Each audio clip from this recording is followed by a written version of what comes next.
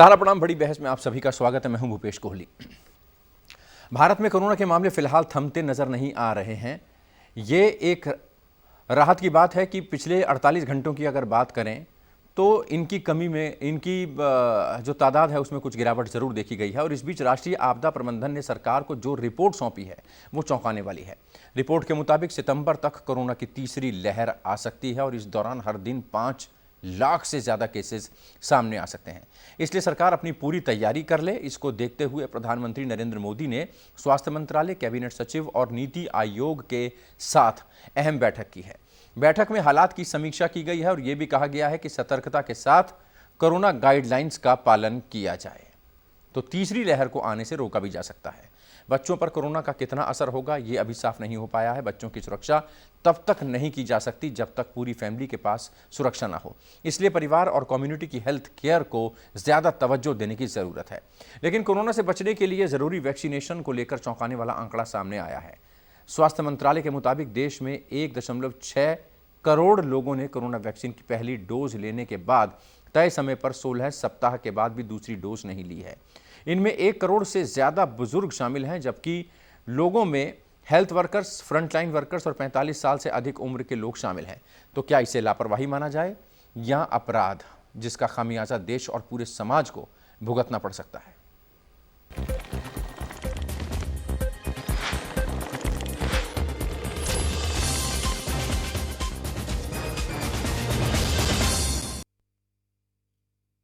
Corona virus की तीसरी लहर की आशंका के बीच प्रधानमंत्री मोदी ने मौजूदा हालात की समीक्षा की है। कोरोना से जुड़ी 3 चीजें, पहली तीसरी लहर, दूसरा वैक्सीनेशन और तीसरा डेल्टा वेरिएंट, इन पर सभी की नजर है। भारत में पिछले 24 घंटे में कोरोना के 25,000 से ज्यादा नए केस सामने आए हैं। वहीं 39,000 से ज्यादा रिकवरी हुई है। इस दौरान 354 लोगों की भी मौत हुई है। लेकिन दिल्ली की बात की जाए तो 24 घंटे में सिर्फ 17 नए केसेस सामने आए हैं। ये इस साल का सबसे कम आंकड़ा। इतना ही नहीं, राजधानी में पिछले 4 दिन से किसी की मौत भी नहीं हुई है। राहत भरी खबर यह भी है कि आईआईटी कानपुर ने दावा किया है कि तीसरी लहर की आशंका फिलहाल ना के बराबर है। आईआईटी कानपुर के साइंटिस्ट प्रोफेसर मनेंद्र अग्रवाल का कहना है कि जिस तरह से लोगों में तेजी से एंटीबॉडी विकसित हुई है उसके चलते कोरोना की तीसरी लहर आने की संभावना कम हो गई है। प्रोफेसर मनिंद्र के मुताबिक अगर कोरोना संक्रमण का कोई नया वेरिएंट नहीं आया तो ऐसे में अगर कोई लहर आती भी है तो वो बेहद सामान्य होगी। हालांकि उन्होंने कहा कि लॉकडाउन पूरी तरह से हटने के बाद संक्रमण थोड़ा बढ़ सकता है, लेकिन अगर पहले से ज़्यादा संक्रमण फैलाने वाला वेरिएंट आता है तो इसका पीक अक्टूबर में आएगा, जो दूसरी लहर से कमज़ोर होगा। इससे बचने के लिए कोरोना के दिशा निर्देशों का पालन करना बेहद ज़रूरी होगा।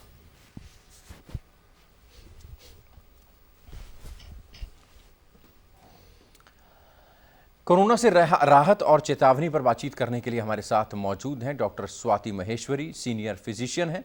आपका बहुत स्वागत है। Doctor D K. गुप्ता, चेयरमैन हैं फ्लेक्स हॉस्पिटल के, और हमारे साथ प्रोफेसर लाल बहादुर स्वर्णकार मौजूद हैं, पॉलिटिकल एक्सपर्ट हैं, दिल्ली विश्वविद्यालय में प्रोफेसर हैं। आप सभी का स्वागत है। डॉक्टर स्वाति महेश्वरी, सबसे पहले मैं आपके पास आना चाहूँगा। तीसरी लहर की आशंका को देखते हुए अलग अलग बयान सामने आ रहे हैं। प्रधानमंत्री को एक रिपोर्ट सौंपी जाती है जिसमें कहा जाता है 1.5 लाख आईसीयू बेड्स की ज़रूरत है, एम्बुलेंस वैन्स की ज़रूरत है, कोरोना की दवाइयों की ज़रूरत है, बच्चों का खास ध्यान रखने की ज़रूरत है। इस तरीके की भयावह डरावने वाली रिपोर्ट है। एक तरफ आईआईटी के प्रोफेसर सामने आ रहे हैं, उनका कहना है कि ये ना के बराबर है। इतना विरोधाभास कैसे है? किसकी बात मानी जाए, किसकी बात को दरकिनार किया जाए?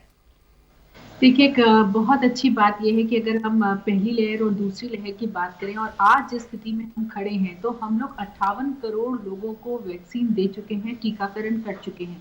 वहीं जो हमारा सीरो सर्वे है उसके मुताबिक भी काफी ज्यादा जनता भारत की ऐसी है जो एक्सपोज हो चुकी है कोरोना वायरस को, और ऐसी स्थिति में स्वाभाविक तौर से भी एंटीबॉडीज काफी अच्छी मात्रा में लोगों के अंदर बनी हुई है। जी। अब बात यह आती है कि जैसे समय के साथ धीरे धीरे जो स्वाभाविक एंटीबॉडीज हैं वो कम होने लगती है और ऐसी स्थिति में एक संभावना दोबारा बनने लगती है कि दोबारा संक्रमण हो सकता है। और हमने ये री इन्फेक्शन जो है देखा भी था दूसरी लहर के दौरान, जब हमने देखा कि जिनको पहली लहर में हुआ उनमें से कुछ लोगों को दूसरी लहर में भी संक्रमण हुआ था। तो ये संभावना हमेशा रहती है, लेकिन एक अच्छी बात जरूर ये है इसको जिस तरह से अगर हम समझना चाहें कि जो डेल्टा वेरिएंट है जो ये वेरिएंट था, ये भारत से ऑलरेडी गुजर के जा चुका है। दूसरी लहर में सबसे ज्यादा संक्रमण जो हुआ वो इसी वेरिएंट की वजह से हुआ। बाद में ये अमेरिका और ब्रिटेन और ऐसी कंट्रीज में भी पहुंचा जहां हमने तबाही होते हुए देख रहा है, और अभी भी हो ही रही है वहां पर। तो लेकिन अगर हम देखें तो भारत से ये वेरिएंट काफी हद तक अपनी जो उसको नुकसान पहुंचाना था वो पहुंचा चुका है।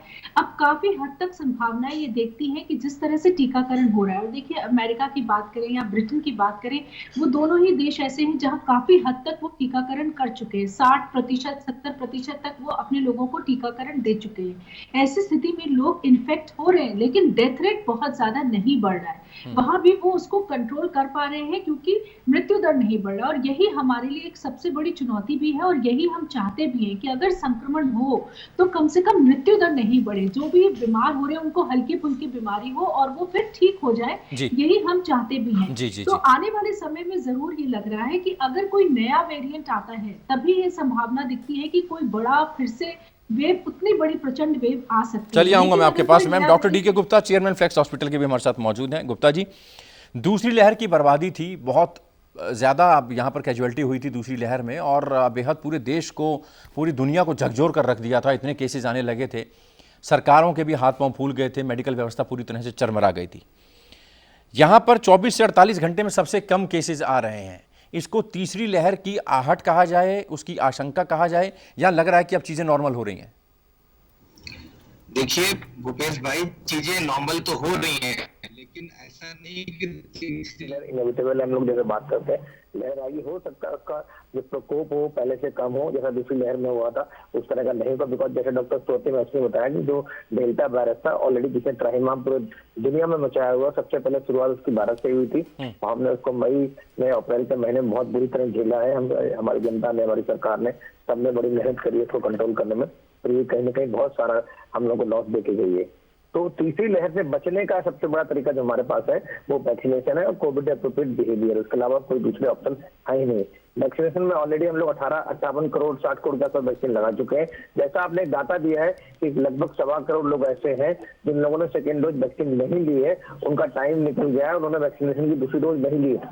मैं आपके चैनल के माध्यम से रिक्वेस्ट करूंगा, प्लीज अगर लेट भी हो गए हैं तो कोई दिक्कत वाली बात नहीं है, वैक्सीन जरूर लगवाएं कि ये हम लोग के लिए संजीवनी है। इसके अलावा कोई और ऑप्शन है ही नहीं। और अभी जो वैक्सीन है वो अवेलेबल है, वो सारे वेरिएंट जो इस समय हमारे वातावरण, डेल्टा हो या डेल्टा प्लस हो, अल्फा, बीटा, थीटा, जितने भी आ चुके हैं सबके अगेंस्ट इफेक्टिव है अब तक की जितनी स्टडी हुई है। तीसरी वेव में अगर ऐसा कुछ हुआ कि सडनली कोई नया वेरिएंट आ गया और वेरिएंट इतना चेंज हुआ कि उसके अंदर कोई जेनेटिक शिफ्ट हो गया, बड़ा म्यूटेशन हो गया, उसके अंदर अगर हमारी वैक्सीन इफेक्टिव नहीं होती तो प्रॉब्लम हो सकती है। तो इसलिए हमारे पास कम समय है कि अगली तीसरी वेव से बचना है हमें, तो वैक्सीनेशन प्रक्रिया को तेज करना चाहिए, वैक्सीनेशन रेट को बढ़ाना चाहिए, सो दैट वायरस का रेप्लिकेशन को हम लोग स्टॉप कर सकें। अगर वायरस का रेप्लिकेशन स्टॉप हो जाएगा बॉडी में तो डेफिनेटली म्यूटेशन के भी चांस कम हो जाएंगे, और म्यूटेशन के चांस कम होगा तो नया वेरिएंट नहीं आएगा, और नया वेरिएंट नहीं आएगा तो डेफिनेटली कोई भी नई तबाही जैसी चीज नहीं आएगी। तो आऊंगा सर आपके पास। है। प्रोफेसर लाल बहादुर स्वर्णकार हमारे साथ मौजूद हैं, एलबी स्वर्णकार साहब हमारे साथ मौजूद हैं। स्वर्णकार जी, आपसे समझना ये चाहेंगे, एजुकेशन की फील्ड से आप जुड़े हुए हैं, किस तरीके से बच्चों का नुकसान हो रहा है? अगर प्राइमरी स्कूल्स की बात करें, स्कूल कॉलेजेस की बात करें, ऑनलाइन पढ़ाई चल रही है, कितने लोगों के पास एक्सेस है इंटरनेट का, ऑनलाइन क्लासेस का, और कितने बच्चे महरूम रह रहे हैं, और उसका आने वाले सालों में देश के भविष्य पर क्या असर पड़ने वाला है?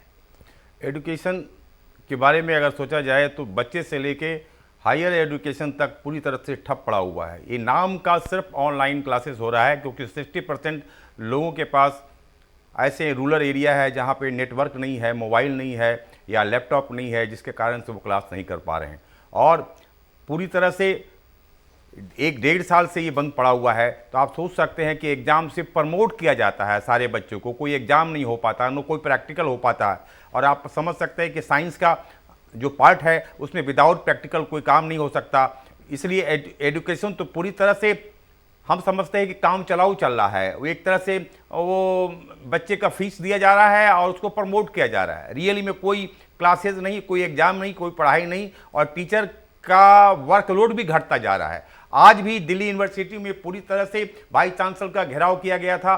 इसलिए कि वो कह रहे थे ऑनलाइन क्लास 40% शुरू होनी चाहिए, और ये यूजीसी का भी रूल आ चुका है कि 40% क्लास ऑनलाइन होना चाहिए, जिससे बेरोजगारी बढ़ेगी।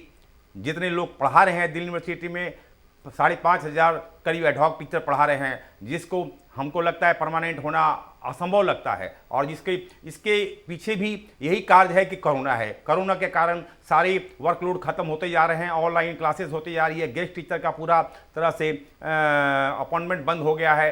12 दिल्ली यूनिवर्सिटी के केजरीवाल के कॉलेज है जहां वेतन तक नहीं दिया जा रहा है टीचरों को। इस तरह शिक्षा तो पूरी तरह से ठप हो गई है। और सबसे बड़ी चौंकाने वाली रिपोर्ट है कि नीति आयोग ने जो रिपोर्ट दिया है कि अक्टूबर तक फुल फ्लेज पूर्णतया कोरोना वापस आ रहा है। तो आप सितंबर की बात कर रहे हैं, अक्टूबर तक तो कंप्लीटली भारतवर्ष में कोरोना आ रहा है, और इसके लिए नीति आयोग ने जो रिपोर्ट दिया है उसके आधार पर 40% लोग जो कोरोना टीका नहीं लिए हैं उसको दिलाना भी जरूरी है। अगर वो नहीं दे पाएंगे तो दिल्ली यूनिवर्सिटी का कॉलेज स्कूल पूरी तरह से खोला नहीं जाएगा। चलिए आता हूं आपके पास डॉक्टर स्वाति महेश्वरी। डॉक्टर स्वाति, आपसे समझना चाहेंगे, बच्चों के लिए स्कूल खोल देना, पेरेंट्स भी कह रहे हैं अगर आप कम केसेस आ रहे हैं तो ठीक है भेज सकते हैं बच्चों को वो स्कूल्स भी जो पेरेंट्स हैं उनसे राय मांग रहे हैं, मैसेजेस आ रहे हैं कि आप अपने स्कूल में बच्चों को भेजना चाहेंगे, ऑल्टरनेट डेज में भेजें, इवन एंड ऑड उसमें भी लागू हो जाए, एक दिन इतने बच्चे आए, दूसरे दिन इतने बच्चे आए, डिस्टेंस के साथ बैठेंगे, तमाम एहतियात बरत कर। लगता है आपको ये सही वक्त है? देखिए, पहले तो मैं प्रोफेसर साहब को बोलना चाहूंगी कि ऐसा कहीं भी नहीं कहा गया है कि आ ही रहा है कोरोना। ये कहा गया है कि अगर वैक्सीनेशन नहीं बढ़ाया गया, अगर हमने टीकाकरण नहीं बढ़ाया तो संभावनाएं बहुत बढ़ जाएंगी कि तीसरी लहर आ सकती है। देखिए, जहां तक बात स्कूल की हो रही है, देखिए स्कूल की जब तक बात हो रही है, हमें ये समझना जरूरी है कि जब संक्रमण कम हो जाता है, जब पॉजिटिविटी रेट कम हो जाता है, और अब क्योंकि टीकाकरण भी बहुत तेजी से हो रहा है, तो ऐसी स्थिति में संभावनाएं बन रही है कि हम स्कूल खोल सकते हैं, और कई सारे प्रदेशों ने खोल लिया है। लेकिन कुछ ऐसे राइडर्स हैं जिनकी तरफ जरूर सरकार को ध्यान देना चाहिए, जैसे कि जो टीचर्स हैं, जो वहाँ के कर्मचारी हैं, क्या उनका टीकाकरण हुआ है या नहीं, ये सुनिश्चित करें कि वो जरूर टीकाकरण उन्होंने लिया हो, ताकि बच्चे सुरक्षित रहें। वहीं अगर कहीं भी पॉजिटिविटी रेट बढ़ रहा है, जिस भी स्कूल के आसपास पॉजिटिविटी रेट जरा सा भी बढ़ता हुआ दिखाई दे, तब तुरंत हमें अंकुश लगाने की जरूरत है। हमें जो है इमरजेंसी चेक्स करने की जरूरत है कि हम बीच बीच में स्कूल्स में रैपिड एंटीजन टेस्ट करके देखें कि कहीं संक्रमण बढ़ तो नहीं रहा है, ताकि अचानक से जब बम फटता है उससे पहले ही अगर हम रोक ले, अगर हमें जब 2-3 बच्चे संक्रमित हैं तभी पता चल जाए, तो हम उसको फिर बाकी बच्चों में फैलने से, कर्मचारियों में फैलने से रोक सकते हैं। तो ये हमें रैपिड चेक्स लगाने होंगे। वहीं पेरेंट्स को भी इंश्योर करना होगा कि अगर उनके बच्चे की तबीयत ठीक नहीं है, उसे हल्का भी नजला है, खांसी है, बुखार है, तो उसे स्कूल ना भेजें, फिर उसे घर पर ही रखें जब तक कि वो ठीक ना हो जाए, क्योंकि ऐसा बच्चा दूसरे बच्चों को संक्रमण फैला सकता है या उनको और वीक कर सकता है। चलिए, बच्चों से भी बच्चों में संक्रमण फैल सकता है, इसलिए एहतियात के साथ जो भी करना होगा, इसलिए सरकार सोच विचार करके ही कोई फैसला लेगी। गुप्ता जी, डॉक्टर डी के गुप्ता हमारे साथ मौजूद हैं।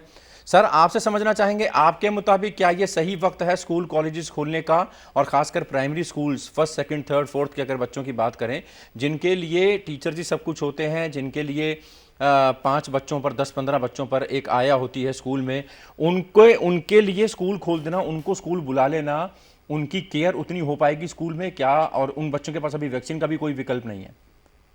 देखिए भूपेश भाई, मैं एक चाइल्ड स्पेशलिस्ट हूँ, बाल रोग विशेषज्ञ हूँ।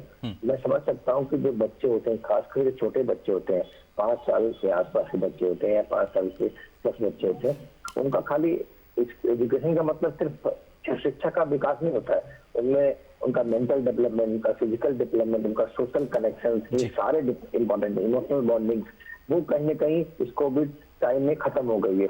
जो टीचर और बच्चे के बीच में कनेक्शन होता है वो ऑनलाइन क्लास में छोटे बच्चों में तो बिल्कुल नहीं हो पाता है। तो वो बॉन्डिंग खत्म हो रही है, वो जो ज्ञान का प्रभाव होता है एक दूसरे में जो जाता है बच्चों के बीच में, वो नहीं पहुंच पा रहा है। दूसरी बात, खास करके हम लोग तो टायर 1 सिटीज में बैठे हो इसलिए हम लोग बात नहीं कर रहे, बट जो टायर 3 सिटीज है, जहाँ गाँव है, रूरल है, जहाँ 70% बच्चे हमारे रहते हैं, उन बच्चों को मिड डे मील मिलता था, उन लोगों को खाना मिलता था, वो कुपोषण से बच्चे थे बच्चे, वो कहीं ना कहीं मिड डे मील मिलना बंद हो गया, तो बच्चे वो कुपोषण का शिकार हो रहे हैं, वो हमें पता ही नहीं है। दूसरी बात, बच्चे स्कूल नहीं 30% बढ़ जाएगा, काफी होता था, इसलिए सरकार मिड डे मील देती थी, बच्चे बहुत सारे स्कीम चलाते थे, तो कनेक्शन होते थे। आता हूँ आपके पास सर, आता हूँ स्वर्णकार साहब। तीसरी लहर के लिए हमारी तैयारी कितनी है, कितने तैयार हैं हम? स्कूल कॉलेजेस की बात करें या अवेयरनेस की बात करें, आप दिल्ली विश्वविद्यालय को रिप्रेजेंट करते हैं, वहाँ पर पढ़ाते हैं आप बच्चों को जाकर, कितना वहाँ पर अवेयरनेस आपको दिखाई देती है? अगर स्कूल कॉलेजेस खुलते हैं तो कितनी तैयारी है विश्वविद्यालय की? हमारी समझ से दिल्ली यूनिवर्सिटी का पूरी तरह से टीकाकरण ही नहीं हो पाया है। जहाँ तक अगर आप गौर करके देखें कि दिल्ली यूनिवर्सिटी के WS हेल्थ सेंटर है, वहाँ पर टीकाकरण का कोई अभियान नहीं चलाया गया है। कुछ कॉलेज अपने लेवल पे चला रहे हैं, जैसे हंसराज चला रहा था, शिवाजी कॉलेज चला रहे थे, और प्राइवेट जो है हॉस्पिटल उसमें चला रहा था। दिल्ली गवर्नमेंट या दिल्ली के यूनिवर्सिटी के तरफ से इस तरह का कोई बड़ा अभियान नहीं चलाया गया है।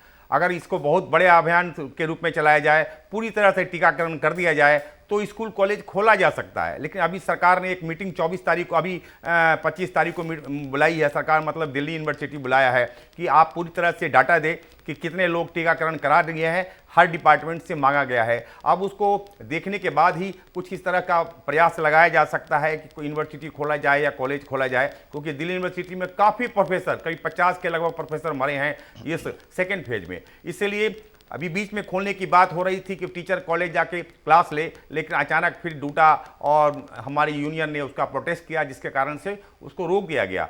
पूरी तरह से टीकाकरण करने के बाद अगर दिल्ली यूनिवर्सिटी को खोला जाए तो कोई राहत की बात होगी, लेकिन अभी तक पूरी तरह टीकाकरण हुआ ही नहीं है। जहाँ तक दिल्ली में पूरी तरह से हमको नहीं लगता है कि 100% टीकाकरण किसी भी यूनिवर्सिटी में हुआ है। इवन अंबेडकर यूनिवर्सिटी केजरीवाल का है, वहाँ भी पूरा टीकाकरण नहीं हुआ है। दिल्ली यूनिवर्सिटी में पूरा टीकाकरण नहीं हुआ है, और स्कूल की बात तो खोलने की संभव ही नहीं है। डॉक्टर DK गुप्ता, आपसे बात हो रही थी, हमारी तैयारी कितनी है थर्ड वेव को लेकर? अगर आती है, आशंका बनती है सितंबर अक्टूबर तक अगर वेव आती है, हमारी तैयारी कितनी है? क्या हमने पिछली वेव से, फर्स्ट और सेकंड वेव से जो हाहाकार मचा था, उससे कुछ सबक सीखा?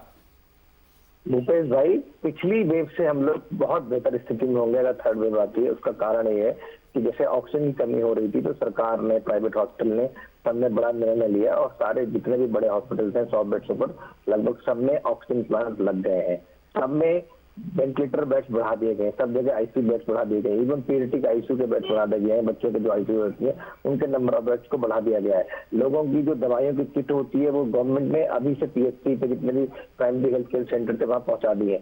तो तैयारी पहले से बहुत अच्छी है, लेकिन मैं चाहूंगा कि अगर वेव ना आए तो वो बहुत अच्छा रहेगा। अगर हम सब लोग इस वेव को डेंट कर सकते हैं, इस कर्व को, थर्ड वेव को फ्लैटन कर सकते हैं, या उसको आने ही ना दे, तो बहुत अच्छा रहेगा। उसके दो ही तरीके मैं बार बार कह रहा हूँ कि हमें वैक्सीनेशन प्रक्रिया को बहुत तेज करना चाहिए। जल्दी से जल्दी लोगों को वैक्सीनेट करना चाहिए। जब हम बात कर रहे थे कि 200 करोड़ को हम दिसंबर तक टच करेंगे, हम करें 200 नहीं तो एटलीस्ट 150 CR तक हमें पहुंचना चाहिए, सो दैट हम लोग थर्ड वेव को कहीं ना कहीं कंट्रोल कर सकें। तीसरी बात, जो है 2 सितंबर अक्टूबर में फेस्टिवल सीजन आएगा, दिवाली आएगी, छठ पूजा आएगी, इन सब पे सरकार को बहुत ध्यान देने की जरूरत है। पब्लिक को भी जागरूक होने की जरूरत है कि उस समय सोशल डिस्टेंसिंग है, फिजिकल डिस्टेंसिंग है, हैंड हाइजीन है, कफ हाइजीन है, या आपको मास्क लगाना है, इन सब का ध्यान रखें। अगर हम इन सब का ध्यान रखेंगे, डेफिनेटली हम थर्ड वेव को डेंट कर सकते हैं, फ्लैटन कर सकते हैं। अगर छोटे मोटे केसेस आएंगे तो हमारी जो अर्थव्यवस्था है, जो हमारी हेल्थ व्यवस्था है, दोनों ही सक्षम है तो कंट्रोल करने में। हाँ, तो आपके पास डॉक्टर स्वाति हमारे साथ मौजूद हैं। डॉक्टर, यहाँ ये बार बार कहा जा रहा है कि अगर थर्ड वेव आएगी, फर्स्ट वेव जो थी वो यंग लोगों को ज़्यादा उसने अपनी चपेट में लिया, सेकंड में बुजुर्गों को चपेट में लिया, थर्ड में बच्चों को चपेट में लेगी वो ज़्यादा। ये किस आधार पर मापा जाता है और कितनी सच्चाई या कितना सटीक बैठ सकता है? देखिए भूपेश जी, अब अगर देखें कि बड़े लोगों के लिए तो हमारे पास काफ़ी सारी वैक्सीन हैं और कोविशील्ड और कोवैक्सीन काफ़ी हद तक बड़े लोगों को लग भी रही हैं। हम 60 करोड़ के आसपास पहुंचने वाले हैं। वहीं बच्चा एक ऐसे वर्ग है जिनके लिए वैक्सीन अभी तक नहीं थी। अभी देखिए ज़ाइकोव डी को ही 12 साल से ऊपर के बच्चों के लिए स्वीकृति मिली है। तो क्योंकि ये वर्ग ऐसा है जिसको अभी तक वैक्सीन नहीं मिल पाई है, और दूसरी लहर में हमने देखा कि वायरस इतना ज़्यादा ट्रांसमिसिबल था कि परिवार में अगर फादर को या मदर को किसी को भी इन्फेक्शन हुआ तो बच्चे भी स्वाभाविक तौर से संक्रमित हुए। तो ऐसी स्थिति में बच्चों के संक्रमण होने की संभावनाएं स्वाभाविक तौर से बढ़ जाती है। ऐसा कुछ नहीं है कि वायरस में कोई म्यूटेशन हो गया है कि वो बच्चों को ही ज्यादा संक्रमित कर रहा है, ये संभावनाएं नहीं है। लेकिन क्योंकि बच्चे एक ऐसा वर्ग है कि उनमें इम्यूनिटी डेवलप नहीं हो पाई है, एंटीबॉडीज अच्छे से नहीं बनी है, ऐसी स्थिति में वो ज्यादा इस वक्त वल्नरेबल पॉपुलेशन है हमारी, जिसको कि संक्रमित होने की संभावनाएं बढ़ जाती हैं। इसीलिए लगातार बोला जा रहा है कि बच्चे हमारे ज्यादा संक्रमित हो सकते हैं, क्योंकि देखिए बड़े लोगों को जिनको वैक्सीन लग गई है उनको माइल्ड इन्फेक्शन होगा, उनको मॉडरेट इन्फेक्शन होगा, सिवियर इन्फेक्शन नहीं होगा, लेकिन वो इन्फेक्शन ट्रांसमिट करने की संभावनाएं वैक्सीन के बावजूद भी रखते हैं। तो ट्रांसमिशन होने की लगातार संभावनाएं, और इसीलिए बहुत जरूरी है। देखिए लोग अब बच्चों को शादियों में, मॉल्स में, जगह जगह पार्टियों में ले जाने लग गए हैं, जो कि बहुत गलत है। अभी हमें थोड़ा सा और लगाम लगा करके रखने की जरूरत है। कम से कम इस साल के अंत तक अगर हम थोड़ा पेशेंस रखें तो हम लोग इस कोरोना की जो पूरी जंग है इससे जीत करके बाहर उभर कर निकल सकते हैं। लेकिन अगर हम अभी से ये सोचे कि अब त्योहार हैं, अब पार्टियां हैं, बच्चों को यहाँ जाने देते हैं, अपने साथ ले जाते हैं, तो एक तरफ स्कूल के लिए हम इतनी फिक्र कर रहे हैं कि वहां संक्रमण ना फैले, दूसरी तरफ हम बच्चों को खुद ही मॉल लेकर के जा रहे हैं, खुद ही जगह जगह लेकर के जा रहे हैं जहां वो एक्सपोज्ड है। तो बहुत जरूरी है कि हम एज पेरेंट्स भी, जो लोग हैं, सब लोग इस चीज को समझें कि हमें अभी बच्चों को और ज्यादा सुरक्षित रखने की जरूरत है। और जैसे ही बच्चों के लिए टीकाकरण आए, क्योंकि सरकार लगातार प्रयास कर रही है, कोवैक्सीन की भी उम्मीद है कि सितंबर के अंत तक जो बच्चों पे ट्रायल हो रहा था उसके अच्छे नतीजे सामने आएंगे। तो जैसे ही हमारे पास बच्चों के लिए टीकाकरण उपलब्ध होगा, जल्द से जल्द बच्चों को भी ये टीकाकरण की सुविधा दी जाएगी। डॉक्टर गुप्ता, यहाँ पर कुछ पेरेंट्स का ये भी कहना होता है कि बच्चों के लिए टीकाकरण आ गया है, इसके साइड इफेक्ट्स होंगे, बच्चों को लगवाया जाए ना लगवाया जाए, थोड़ा इंतजार किया जाए, पहले 2 ढाई 3 लाख बच्चों को लग जाए, उसके बाद उनकी स्थिति देखेंगे, अगर कोई साइड इफेक्ट आता है तो बच्चों को नहीं लगाएंगे, क्या फायदा, हो सकता है कोरोना ना हो। इस तरीके की मानसिकता भी यहाँ पर पेरेंट्स के दिमाग में होती है। उससे कैसे निपटा जाए? वैक्सीन आते ही जल्द से जल्द लगवानी होगी।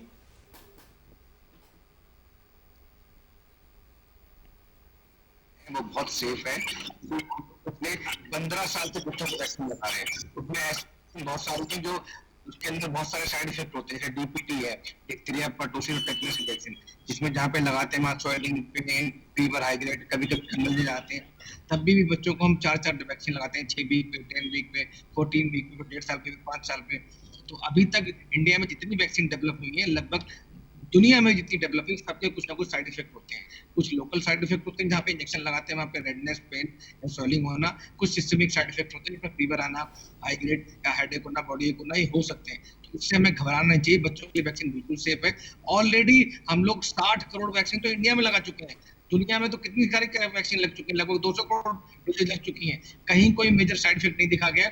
इवन जाइडस कोव की वैक्सीन जो आई है, वो भी वैक्सीन जो डीएनए वैक्सीन है, वो इंट्रामस्कुलर है ही नहीं, वो तो आपको उसमें पेन भी नहीं होगा उस वैक्सीन में। 3 डोजेज है, बिल्कुल सेफ है 12 साल के ऊपर बच्चों के लिए। और जो हम लोग ट्रायल चल रहे हैं कोवैक्सीन के, 6 साल से 12 साल के बीच में चल रहे हैं या 12 से 18 साल के बीच में चल रहे हैं, और 2 से 6 साल के बीच चल रहे हैं, कोवैक्सीन भी अगले 2-3 महीने में आ जाएगी और मोस्ट प्रॉब्ली उसको भी अप्रूवल मिल जाएगा। और ये वैक्सीन भी मोस्ट प्रॉब्ली सेम वैक्सीन होगी जो एडल्ट में वैक्सीन लगी है, और थोड़ा डोज में आगे पीछे हो सकता है। तो इसलिए बिल्कुल घबराना नहीं चाहिए, वैक्सीन बिल्कुल सेफ है, बच्चों के लिए बिल्कुल सेफ है। मैं तो बल्कि उल्टा बताऊंगा। चलिए आऊँगा आपके पास प्रोफेसर स्वर्णकार जी। लोग भय मुक्त होते दिखाई दे रहे हैं, हिल स्टेशन पर जा रहे हैं, मास्क लगाना छोड़ दिया है, सोशल डिस्टेंसिंग का पालन छोड़ दिया है। ऐसे में हम स्कूल ना भेजकर बाकी चीज़ों में अगर लापरवाही बरत रहे हैं तो वो कितना खतरनाक, कितना घातक। यही तो सबसे बड़ा, मैं आपकी बात से सहमत हूँ, तो यही सबसे बड़ा कारण है कि लोग सेकेंड फेज के बाद बिल्कुल डर मुक्त हो गए हैं। उसको ऐसा लग रहा है कि अब कोरोना ख़त्म हो चुका है, और विशेषकर दिल्ली में 97% रिकवरी हो रही है, 1% भी ऐसा नहीं लग रहा है लोग मर रहे हैं। तो आदमी एकदम निश्चिंत हो गए हैं कि कोई कोरोना आ ही नहीं रहा है। लेकिन सबसे बड़ा डर की बात यह है कि 18 साल से नीचे का वैक्सीन नहीं आया है। अगर आ भी जाएगा तो सितंबर तक सारे लोगों को देना मुश्किल है, और अगर वो पूरी तरह से नहीं दे पाएंगे तो बच्चे या 18 साल से नीचे के जो लोग हैं उसको रोकना, मार्केट जाना और जगह जाना, माल जाना, ये सब चीज़ें पे रोकना मुश्किल है। जिसके कारण से कि हम समझते हैं कि कोरोना को रोक पाना सरकार के बस में नहीं है, जनता के बस में है। अगर जनता चाहेगी तो इसको रोक सकती है, जनता प्रिकॉशन लेगी तो रोक सकती है, क्योंकि 18 से नीचे के बच्चों को रोकना परिवार वालों को ही मुश्किल है, और वैक्सीनेशन भी नहीं हो पा रहा है क्योंकि वैक्सीनेशन आया नहीं है, और आ भी जाएगा तो सितंबर तक पूरा करना मुश्किल है। इसलिए हमें तो लगता है कि डर बहुत बड़ा है। सरकार को इसको प्रिकॉशन लेना चाहिए और समाज को भी प्रिकॉशन लेना चाहिए। जैसा सरकार मोदी जी कह रहे हैं कि सिर्फ सरकार कोई काम नहीं कर सकती है, इसमें समाज और जनता को भी मिलकर आगे बढ़ना पड़ेगा, और तब ये कोरोना से बच सकते हैं। डॉक्टर स्वाति, क्या किसी ने एक डोज ली है, दूसरी डोज का टाइम आ चुका है, नहीं ली है, उसके पीछे वजह कोई भी हो सकती है, लेकिन ये सबसे बड़ी लापरवाही और कहीं ना कहीं आधा अधूरा इलाज, ये ज़्यादा घातक है? बिल्कुल, जैसे अभी डॉक्टर गुप्ता भी कह रहे थे कि बहुत सारे लोग ऐसे हैं जिन्होंने फर्स्ट डोज लगवा लिया और उसके बाद सेकंड डोज नहीं लगवाई या उनको मिली नहीं वैक्सीन, वजह से टाइम गैप उनका लंबा हो गया। तो उन सभी लोगों को दूसरी डोज जब भी जल्द से जल्द मिले लगवा लेना चाहिए। देखिए, सेकंड डोज जो होती है उसका काम ये है कि जो फर्स्ट डोज ने अपना काम शुरू कर दिया, ऐसा नहीं है कि फर्स्ट डोज आपने लगवाई उसका कोई असर नहीं होगा। फर्स्ट डोज भी 60 से 70% तक आपको सुरक्षा देने लगती है। उसका जो काम है उसको और बेहतर करती है सेकंड डोज। तो ये ना सोचे कि बाय चांस सेकंड डोज का टाइम गैप ज्यादा हो गया तो अब हम लगवाएंगे तो हमें कोई फायदा ही नहीं करेगी सेकंड डोज, ऐसा नहीं है। इसलिए सेकंड डोज जब भी आपको मौका लगे तुरंत लगवा ले, ताकि आपको और ऑप्टिमल रिजल्ट जो है वो इस वैक्सीनेशन का मिले आपको, ताकि और ज्यादा बेहतर आपको जो है ये वैक्सीन आपके लिए कारगर साबित हो। सामने नहीं आया है तो अब आपको भी ये नकारात्मक सोच हटा करके जरूर वैक्सीन लगवा लेनी चाहिए, तभी हम तीसरी लहर को भी रोक पाएंगे। और अगर वो आती भी है तो उतनी तीव्र नहीं होगी, मामूली लहर होकर रह जाएगी। और जिस तरह से भी आप देख भी रहे हैं, चाहे यूपी की बात करें, बिहार, पंजाब, इधर जितने भी हमारे दिल्ली, ये वाले जो राज्य हैं इनमें पॉजिटिविटी रेट काफी कम हो चुका है, यहाँ वैक्सीनेशन रेट भी काफी अच्छा है। तो जितना ज्यादा वैक्सीनेशन बढ़ता जाएगा उतना ज्यादा कोरोना जो है वो कमजोर होता जाएगा और उसके म्यूटेंट्स के आने की संभावनाएं भी कम हो जाएंगी और जो जिस तरह से वो तीव्र इन्फेक्शन कर रहा था वो भी नहीं कर पाएगा। चलिए, आता हूं आपके पास। जी, आता हूं आपके पास डॉक्टर डी.के. गुप्ता। कंक्लूड आपसे करूंगा सर।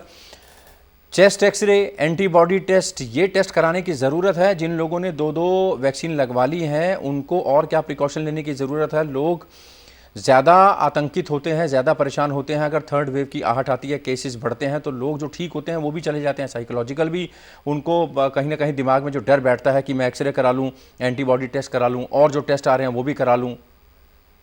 भूपेश साहब बिल्कुल ठीक कर रहे हैं। कहीं ना कहीं एक फैशन चल गया है कि हम वैक्सीन लगने से पहले सीआरपी का टेस्ट करा रहे हैं, अपनी एंटीबॉडी चेक कर लें, फिर वैक्सीन की दोनों डोज लगवाने के बाद एंटीबॉडी लेवल देख लें कितना है, क्या प्रोटेक्शन है।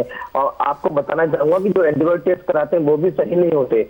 जो कराना चाहिए, हमें स्पाइक प्रोटीन कराना चाहिए अगर हमने कोविशील्ड लगाई है, अगर हमें क्लियर एंटीबॉडीज करनी चाहिए, अगर हमने कोवैक्सीन लगाई है, तो वो भी लोग गलत करा रहे हैं। तो एंटीबॉडी टेस्ट जो हम लोग करते हैं वो नॉर्मली सीरोलॉजिकल सर्वे करते हैं, जब कम्युनिटी स्टडीज करते हैं उसमें देखते हैं कि पॉपुलेशन के अंदर कितनी एंटीबॉडीज डेवलप हो गई, कितनी पॉपुलेशन ऑलरेडी प्रोटेक्टेड है। जनरल लोगों को एंटीबॉडी टेस्ट से बचना चाहिए, चाहे वैक्सीन लगवाने के बाद और या वैक्सीन लगवाने से पहले, क्योंकि हम सबको पता है वैक्सीन इफेक्टिव है अराउंड 70-80%। सब लोगों को कभी टाइम लगता है, कुछ में जल्दी एंटीबॉडी। एक और क्वेरी जहन में आ रही थी, हालांकि वक्त की कमी है, डॉक्टर साहब आपसे समझना चाहूंगा, जिन लोगों ने 2 वैक्सीन लगा ली हैं उनको अगर 2-3 महीने हो गए हैं दोनों वैक्सीन लगवाए हुए, तो क्या उनको कोई बूस्टर डोज की जरूरत है या ये थर्ड वेव से लड़ाई में कामयाब रहेगी दोनों वैक्सीन? बिल्कुल दोनों वैक्सीन कामयाब रहेगी। अभी उनको थर्ड वेव की जरूरत नहीं। जो अभी तक स्टडी हुई है उसमें जो हम वैक्सीन लगाते हैं कम से कम 9 महीने का प्रोटेक्शन देते हैं और ज्यादा से ज्यादा 2 साल तक का दे सकते हैं। तो इसलिए थोड़ा वेट करें, बूस्टर डोज अगले साल लगवानी पड़ेगी, इससे पहले जरूरत नहीं है। और जो आप एक्सरे कह रहे थे, दूसरे टेस्ट कर रहे थे, उन टेस्ट कराने की भी कोई जरूरत नहीं। एक्सरे से और रेडिएशन होता है, जब तक आप इन्फेक्टेड नहीं है कोविड से तब तक एक्सरे, सीटी या दूसरे टेस्ट कराने की जरूरत नहीं है, सिम्टोमेटिक नहीं है। उसके अलावा आप नॉर्मली कोविड एप्रोप्रिएट बिहेवियर का जरूर पालन करें कि वैक्सीनेशन जो है आपको इन्फेक्शन से प्रिवेंट नहीं करती, इसलिए इन्फेक्शन आपको हो सकता है और आप स्प्रेड भी कर सकते हैं, सिर्फ आपको डिजीज से कॉम्प्लिकेशन और डेथ से बचाती है। तो इसलिए वैक्सीन लगाने के बाद भी आपको, जब तक सबको वैक्सीन ना लग जाए, जब तक हमारी कम्युनिटी में हार्ड इम्यूनिटी डेवलप ना हो जाए, तब तक आपको कोविड एप्रोप्रिएट बिहेवियर, मास्क लगाना है, सोशल डिस्टेंसिंग करनी है, हैंड हाइजीन करना है, इसका ध्यान रखना है। और ये लगभग स्वाति माथुर जी ने कहा है, इस साल तक अगर हम ध्यान रख लेंगे तो काफी अच्छा इस पर काबू पा सकते हैं। चलिए, बहुत शुक्रिया हमसे बातचीत करने के लिए डॉक्टर स्वाति महेश्वरी। आपका भी doctor D K. Gupta, chairman Felix hospital, बहुत शुक्रिया। प्रोफेसर लाल बहादुर स्वर्णकर साहब, पॉलिटिकल एनालिस्ट, दिल्ली विश्वविद्यालय में प्रोफेसर हैं, इतिहासकार हैं, बहुत शुक्रिया आपका भी स्टूडियो में आने के लिए। तीसरी लहर की आहट है, लेकिन दूसरी लहर लगभग खत्म होती दिखाई दे रही है। केसेस काफ़ी कम हो गए हैं, लेकिन सावधानी हटी और दुर्घटना घटी। तो इसलिए सावधान रहिए और कम से कम कोरोना के प्रोटोकॉल्स जो हैं उनको फॉलो करिए, उनका पालन करिए। बार बार सरकार भी यही कह रही है, डॉक्टर्स भी यही कह रहे हैं कि तीसरी लहर को हम ही रोक सकते हैं अगर हम सावधानी बरतेंगे तो। फिलहाल बड़ी बहस में अभी के लिए इतना ही। दीजिए इजाज़त। ब्रेक के बाद खबरों का सिलसिला जारी रहेगा। आप चलते रहिए सहारा न्यूज़ नेटवर्क के साथ। इजाज़त, सहारा।